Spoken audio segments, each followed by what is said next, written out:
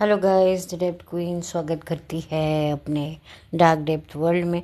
और आज मैं जो फ़िल्म लेकर हाजिर हुई हूँ, ये फ़िल्म आई थी 1994 में और इस फिल्म में थी काजोल, मौसमी चैटर्जी, जितेंद्र और रवि किशन। जी हाँ, सही सुना आपने, रवि किशन भी इस फिल्म में थे। क्योंकि रवि किशन उस वक्त अपने करियर के स्ट्रगलिंग डेज़ में थे, तो जाहिर सी बात है जब कोई इंसान अपने स्ट्रगलिंग डेज़ में होता है तो उसे कितना भी रोल मिलता है, बड़ा छोटा, बीच का, साइड का, सेंटर का, वो कर लेता है। तो आई थिंक रवि किशन की ये करियर के स्टार्टिंग के दिनों की फिल्म थी और बहुत बड़ा रोल नहीं था इसमें, छोटा सा ही रोल था। तो आप समझ सकते हैं, आप देख सकते हैं, क्योंकि आज की तारीख में तो रवि किशन पॉलिटिक्स में काफ़ी झंडे गाड़ रहे हैं, भोजपुरी इंडस्ट्री में, हिंदी फिल्म इंडस्ट्री में, साउथ की इंडस्ट्री में, रियलिटी शोज़ की इंडस्ट्री में। इवन उन्होंने दूरदर्शन के भी एक शो में काम किया था जिसका नाम था हेलो इंस्पेक्टर। तो रवि किशन की तो जर्नी मैंने आपको बता दी है कि कहाँ से रवि किशन ने शुरुआत की थी। फिर उसके बाद एक आर्मी नाम की एक मूवी आई थी 1996 में जिसमें श्रीदेवी थी, तो भी उसमें वो थे। लेकिन वही वाली बात है कि जो उनको सबसे बड़ी जो पहचान मिली वो थी 2006 में आए reality show big boss season 1 से। हालांकि उससे पहले वो भोजपुरी इंडस्ट्री में नाम बना चुके थे, लेकिन बिग बॉस ने रवि किशन को एक अलग मुकाम दिया और वो मुकाम बहुत काम आया और वो शायद आज तक काम आ रहा है। तो खैर, ये तो मैंने रवि किशन की एक जर्नी को आप लोगों के सामने चंद सेकंड्स में रख दिया। तो अब मैं बात करूंगी इस फिल्म के बारे में। इस फिल्म का नाम है उधार की ज़िंदगी। जी हाँ, ये एक साउथ की फिल्म की रीमेक थी और इसे रीमेड किया गया हिंदी में, फिर उसके बाद इसे कन्नड़ लैंग्वेज में भी बनाया गया। तो एक तरीके से मैं, देखिए कि मैं अपना ओपिनियन मानती हूँ और आप लोगों का मुझे नहीं पता है, लेकिन मैं मानती हूँ कि ये काजोल की करियर की एक बेहतरीन फिल्म है। हालांकि ये एक अंडररेटेड फैमिली ड्रामा मूवी है, लेकिन मैं कहूँगी कि काजोल बहुत ज़्यादा लकी रही हैं क्योंकि उनको अपने करियर के शुरुआती दौर में ही काफ़ी अच्छे रोल्स मिले जिसमें उनकी प्रतिभा उनको दिखाने का मौका मिला। हालांकि काजोल भी एक नेपो प्रोडक्ट है, लेकिन वो एक उन प्रोडक्ट्स में से हैं जिन्होंने वाकई अपने टैलेंट के बलबूते पर एक नाम बनाया है। हालांकि लुक वाइज तो मैं काजोल के बारे में बात नहीं करूँगी, क्योंकि काजोल अब जो आज की तारीख में जैसी दिखती हैं वो 90s के दशक में थोड़ी अलग दिखती थी। लेकिन मुझे लगता है काजोल अपनी लुक से ज़्यादा, अपने फैशन सेंस से ज़्यादा, अपनी एक्टिंग के बलबूते पर ज़्यादा उन्हें जो है लोग जानते हैं, पहचानते हैं और मानते हैं। तो काजोल का ये बेहतरीन रोल है और एक तरीके से ये एक फीमेल सेंट्रिक किरदार मैं कहूँगी काजोल को मिला था। और कहीं ना कहीं इतने बड़े धुरंधर आर्टिस्ट एक्टर होने के बावजूद भी मौसमी चैटर्जी, जितेंद्र और बीते ज़माने के मशहूर कॉमेडियन महमूद साहब भी इस फिल्म में थे। आप देख सकते हैं कि महमूद साहब का जो सफ़र है वो कितना ज़्यादा हमें गुदगुदाया है उन्होंने अपने फिल्मी सफ़र में। लेकिन जाहिर सी बात है कि जो एक अच्छा हास्य कलाकार तभी बन सकता है जब उसकी अपनी खुद की ज़िंदगी में बहुत गहरे गम हो। और महमूद साहब की भी अपनी स्ट्रगल रही है, अपनी जर्नी रही है, जो हम सब जानते ही हैं। और बहुत ही ज़्यादा उन्होंने अच्छे रोल्स दिए हैं, यादगार रोल दिए हैं। उनका वो पड़ोसन का किरदार तो कौन भूल सकता है जो पड़ोसन फिल्म में उन्होंने निभाया था। और उनका वो जो गाना फिल्माया हुआ एक चतुर नार बड़ी होशियार, वो आज भी आई थिंक हम सब इतने बड़े हो गए हैं और उसके बावजूद भी, भले ही वो हमारे दौर की फिल्म नहीं थी, फिर भी हम लोगों ने देखी है। और जब जब देखते हैं तो वाकई लगता है कि कॉमेडियन अगर कोई वाकई था ना तो वो महमूद साहब थे। तो इस फिल्म में भी महमूद साहब हैं और उन्होंने एक अच्छा अलग किरदार निभाया है और काफ़ी मतलब एक अच्छा उनका एक जेंटल कैरेक्टर आपको देखने को मिलेगा। मौसमी चैटर्जी और जितेंद्र साहब जो हैं वो आई थिंक उन्होंने अपने बीते दौर में काफ़ी साथ में काम किया है, और इसके बाद इनकी ये जोड़ी इस फिल्म में नज़र I as a husband wife के तौर पर, और केमिस्ट्री काफ़ी आपको अच्छी देखने को मिलेगी। और आई थिंक इन दोनों के टैलेंट के बारे में मैं क्या बात करूं, दोनों ने अपने अपने दौर में बहुत अच्छा मुकाम हासिल किया है। वो बात अलग है कि आज की दौर में दोनों काम नहीं कर रहे हैं, ना जितेंद्र साहब कोई फिल्म कर रहे हैं, ना वो कोई मूवीज़ कर रहे हैं, और मौसमी चैटर्जी भी जो हैं बस एक कपिल शर्मा के शो में ज़रूर दिखी थी। उसके अलावा ये मीडिया अपीयरेंस करती रहती हैं, लेकिन फिल्मों से, छोटे पर्दे से ये काफ़ी सालों से गायब हैं। इनकी भी अपनी काफ़ी निजी समस्याएं रही हैं। इनकी एक बेटी का निधन हो चुका है, इनकी दो बेटियां हैं मौसमी जी की। तो काफ़ी एक अच्छे बेहतरीन एक्टर्स के साथ में ये फ़िल्म बनाई थी। मुझे इतना पता नहीं है ये फ़िल्म चली थी या नहीं चली थी, लेकिन ज़ाहिर सी मुझे लगता है ये फ़िल्म इतनी नहीं चली थी, और मुझे नहीं लगता कि इस फिल्म के बारे में कोई ज़्यादा लोग जानते भी होंगे। तो खैर, जिनके बारे में ज़्यादा लोग जानते नहीं हैं, उन लोगों को इस फिल्म का परिचय करवाने के लिए ही मैंने इसे चुना और आप लोगों के सामने लेकर आई हूँ। तो थोड़ी ब्रीफिंग दे देती हूँ कि कहानी कुछ ऐसी होती है कि भाई एक अच्छे परिवार के दंपत्ति होते हैं, जितेंद्र और मौसमी। उनका बेटा होता है रवि किशन, जिसकी शादी पक्की कर दी जाती है, लेकिन उसे पसंद कोई और होता है, और जाहिर सी बात है बाप बेटे में थोड़ी सी तनातनी टनाटनी हो जाती है, और जिसके चलते जो है बेटा चला जाता है और अपनी पसंद की लड़की से शादी कर कर विदेश में बस जाता है, और कई सालों बाद उसकी चिट्ठी आती है कि वो अपने परिवार के साथ हिंदुस्तान आ रहा है। तो जाहिर सी बात है माँ बाप भी गिले शिकवे दूर करके उसके स्वागत की तैयारी में जुट जाते हैं, और फिर एंट्री होती है काजोल की, जो अपने आप को उनकी पोती बताती हैं, यानी कि रवि किशन ने जो है शादी जिस लड़की से करी थी उससे जो है काजोल पैदा हुई थी, तो वो बताती हैं कि वो उनकी ग्रैंड डॉटर हैं, लेकिन जो है वो अकेली विदेश से यहाँ आती हैं हिंदुस्तान।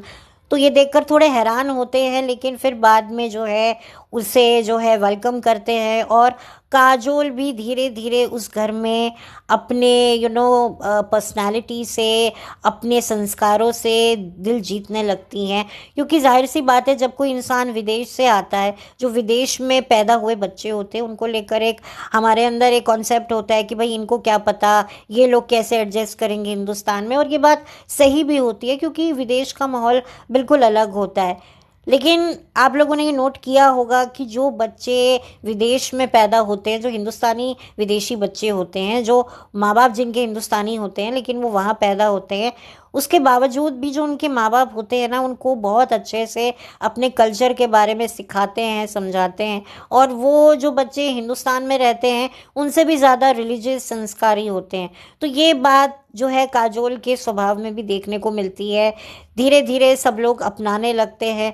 हाँ, थोड़ा वक्त लगता है जितेंद्र को काजोल को एक्सेप्ट करने में, क्योंकि वो अपने बेटे को देखना चाह रहा होता है। वो नहीं एक्सपेक्ट करता कि सिर्फ उसकी पोती आई है, वो बताती है कि कुछ काम में वो अभी नहीं आ सकते हैं। तो इसके चलते थोड़ा सा जो जितेंद्र है शुरुआती दिनों में थोड़ी काजोल को अकड़ दिखाता है, लेकिन धीरे धीरे वो भी काजोल की पर्सनालिटी से इम्प्रेस होने लगता है। और फिर जब आप एक बड़े परिवार में रहते हो, तो बड़े बड़े परिवारों को हम कितना भी हम साथ साथे के गाने गा लें, लेकिन कहीं ना कहीं किसी ना किसी कोने में हल्की फुल्की छोटी मोटी दरारें पड़ी रहती हैं, और उन दरारों को दूर करने में काजोल काफ़ी मदद करती हैं। कुछ फैमिली प्रॉब्लम्स होते हैं जिसे काजोल बहुत अच्छे से हैंडल करती है। अच्छा, इस फिल्म में काजोल के जो अपोजिट जो हीरो है वो एक नया लड़का है। उसके बारे में ज़्यादा कोई जानकारी नहीं है, तो मैं उसके बारे में कोई बात नहीं करूँगी, और मुझे वो लड़का कभी किसी और फिल्म में ज़्यादा दिखा नहीं, और अगर दिखा भी तो उसका शायद कोई करियर चला नहीं। तो खैर, आप लोग अगर गूगल ताई से इन्फॉर्मेशन लेना चाहेंगे, उधार की ज़िंदगी की कास्ट को अगर खंगालना चाहेंगे, तो आप देख सकते हैं, अगर आपको कोई इन्फॉर्मेशन मिल जाए। मुझे तो कोई नहीं मिली। तो खैर, धीरे धीरे जो है काजोल की पर्सनालिटी से हर कोई प्रभावित होने लगता है, लेकिन धीरे धीरे जो है परिवार जो है वो अपने असली वारिस यानी कि बेटे यानी कि काजोल के फादर और मदर की बातें पूछने लग जाते हैं कि कहाँ है वो, अभी तक क्यों नहीं आए हैं, कब आएंगे, तुम आ गई हो तो तुम्हारे फादर कहाँ हैं, तुम्हारी आधी फैमिली कहाँ है, मदर कहाँ है। लेकिन काजोल जो है वो कुछ कहती नहीं है, टाल मटोल करती रहती हैं। और इसी टाल मटोल करते करते जो है एक दिन मौसमी चैटर्जी की भी डेथ हो जाती है। वो बेचारी भी अपने बेटे का इंतज़ार करती रहती है कि भाई सालों बाद जो है इतने साल बीत गए हैं, वो अपने बेटे को अपनी सीने से लगाने के लिए तड़प रही होती है, क्योंकि जाहिर सी बात है बाप बेटे की लड़ाई में अक्सर माएँ पिस जाती हैं, कभी बीवी बनकर तो कभी माँ बनकर। तो जाहिर सी बात है वो इंतज़ार करती रहती है, लेकिन बेटा नहीं आता है और फिर उनकी डेथ हो जाती है। फिर जो है जितेंद्र काफ़ी ज़्यादा जो है वो थोड़ा अग्रेसिव भी हो जाता है, काजोल से नाराज़ भी हो जाता है। फिर और कुछ उनकी फैमिली के मसले टंटे होते होते होते होते फिर बाद में जो एक सच्चाई पता चलती है कि जो रवि किशन हैं और उनकी जो वाइफ थी वो तो उनकी डेथ हो चुकी है, क्योंकि जब वो हिंदुस्तान आने के लिए निकल रहे थे तो एक एक्सीडेंट में उनकी डेथ हो जाती है। लेकिन मरते वक्त जो है रवि किशन अपनी बेटी से ये वादा करके जाता है कि मेरी फैमिली को मत बताना, जब तक छुपा सकती हो छुपाना, क्योंकि वो लोग बर्दाश्त नहीं कर पाएंगे। तो उसके माँ बाप ख़त्म हो चुके होते हैं। फिर ऑब्वियसली जो है ये बात जानकर डेफिनेटली जो है जितेंद्र दुखी ज़रूर होता है, लेकिन वो अपने आप को संभाल लेता है और काजोल को दिल से अपना लेता है। और फिर काजोल जिस लड़के को पसंद करती होती है और वो लड़का जो काजोल को पसंद करता है, उनको फिर शादी उनकी भी हो जाती है। तो ये फ़िल्म जो है मुझे बहुत पसंद आई थी, क्योंकि मैंने ये फ़िल्म अपनी दादी के साथ देखी थी और अब मेरी दादी को भी इस दुनिया से गए हुए ऑलमोस्ट 4 साल हो चुके हैं। तो मुझे लगा कि मुझे ये फ़िल्म के बारे में बात करनी चाहिए, क्योंकि ये फ़िल्म इसी वजह से भी मेरे लिए स्पेशल है। और एक और गाना जो इस फ़िल्म में है, एक और वजह जो है जिसकी वजह से ये फ़िल्म मेरी फेवरेट है, क्योंकि इसका जो एक गाना था वो बड़ा मशहूर हुआ था उस दौर में। आप लोगों ने भी शायद सुना होगा, दादाजी की छड़ी हूँ मैं, आगे पीछे खड़ी हूँ मैं। तो उस टाइम पर मेरे दादाजी भी ज़िंदा थे, तो मुझे बड़ा वो जब छड़ी लेके चलते थे तो मुझे ये गाना याद आता था। तो काफ़ी अच्छी मेमोरीज़ हैं। मैंने बहुत यंग एज में ये फ़िल्म देखी थी और अपनी दादी के साथ देखी थी, और ये गाना जो है बहुत मुझे पसंद आया था। तो आप सोच सकते हैं कि मुझे ये फ़िल्म कितनी पसंद आई है। इतने साल हो गए हैं, आई थिंक 31 ईयर्स हो चुके हैं इस फ़िल्म को, और उसके बावजूद भी मुझे ये कहीं ना कहीं ये फ़िल्म याद आई, क्योंकि मैं ढूंढ रही थी कि भाई मैं कौन सी फ़िल्म आप लोगों के सामने लेकर आऊँ। और जब मेरे जहन में ये फ़िल्म आई और मुझे कहीं से इसकी कोई छोटी सी रील दिखी, तो मुझे लगा कि मुझे इस फ़िल्म के बारे में तो बात करनी चाहिए। और ये बहुत ही अच्छा वक्त है और एक अच्छा डिसेंट रोल मुझे काजोल का उस वक्त भी लगा था, क्योंकि तब तो खैर हम लोग बच्चे थे, इतना कुछ समझते नहीं थे, लेकिन उस टाइम पर भी लगा था कि भाई एक लड़की की जो पर्सनालिटी होनी चाहिए वो कैसी होनी चाहिए, वो काजोल के कैरेक्टर में आपको देखने को मिलेगी।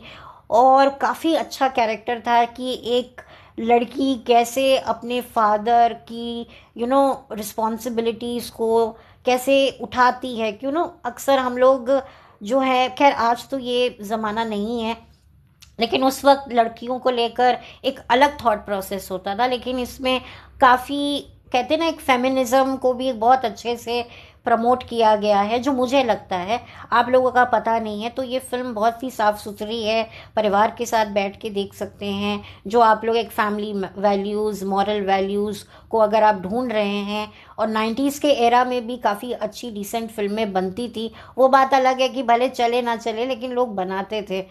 तो खैर ये फिल्म उनमें से एक है। और काजोल की एक्टिंग तो बहुत ही अच्छी है और सब ने अपने किरदारों में अच्छा रोल किया है। जो वो नया लड़का है काजोल के ऑपोजिट, उसका भी काम ठीक है, बुरा बिल्कुल नहीं है। तो सब जो है उन्होंने एक अच्छी फिल्म बनाई है और आप लोग इसे यूट्यूब पर इजीली देख सकते हैं। और अगर मुझे लिंक मैं आपका कोशिश करूँगी कि मैं डिस्क्रिप्शन बॉक्स में डाल दूँ। तो भाई मुझे तो ये मेरी चाइल्डहुड की मेमोरी है, एक तरीके से आप कह सकते हैं कि ये बचपन का प्यार है। और देखिए बचपन का प्यार कितना गहरा होता है कि इतने सालों बाद भी वो आपकी जहन में याद रहता है। तो ये फिल्म आप ज़रूर देखिएगा, और अपनी फैमिली के साथ, अपने अगर आपके ग्रैंड पेरेंट्स हैं तो आपको बहुत अच्छा लगेगा देखकर। खैर अब मेरे ग्रैंड पेरेंट्स तो अब नहीं रहे हैं, लेकिन ऑब्वियसली कहीं ना कहीं मेरी तरफ से ये एक छोटा सा ट्रिब्यूट ज़रूर होगा, क्योंकि ऑब्वियसली बहुत सारी बातें होती हैं जो आप जब तक आप समझते हो ना तब तक वो लोग यहाँ से चले जाते हैं। बहुत आई थिंक खुशनसीब होते हैं वो लोग जो शायद अब जब वो समझदार हो जाते हैं तब तक भी उनके ग्रैंड पेरेंट्स उनके साथ रहते हैं उनकी बात को समझने के लिए। और शायद आप भी जब तक अपने ग्रैंड पेरेंट्स की फीलिंग्स को, उनके जज्बातों को समझ पाते हो या समझ पाने लायक होते हो, तब तक भी वो चले जाते हैं। तो ये बड़ा अफसोस सा रहता है। बट खैर मैंने अपने ग्रैंडफादर के साथ भले ही इतना समय नहीं बिताया, लेकिन यस मैंने अपनी ग्रैंड मदर के साथ में एक बहुत लंबी जर्नी जी है। तो डेफिनेटली कहीं ना कहीं वो हमेशा मेरी यादों में रहेंगी। और इस फिल्म के माध्यम से डेफिनेटली छोटी सी एक ट्रिब्यूट भी मैं उन्हें देना चाहूँगी, क्योंकि मैंने ये फिल्म उन्हीं के साथ देखी थी और बड़ी अच्छी लगी थी उनको भी। और यस, तो बस मैं ज़्यादा और कुछ नहीं कहूँगी। ये फिल्म अच्छी है और बहुत अच्छी फिल्म है, और आप लोग ज़रूर देखिएगा और बताइएगा कि आप लोगों को कैसी लगी ये फिल्म। तो चलती हूँ, लौट कर मिलती हूँ। Have a blessed day. और बस थैंक यू, बाय।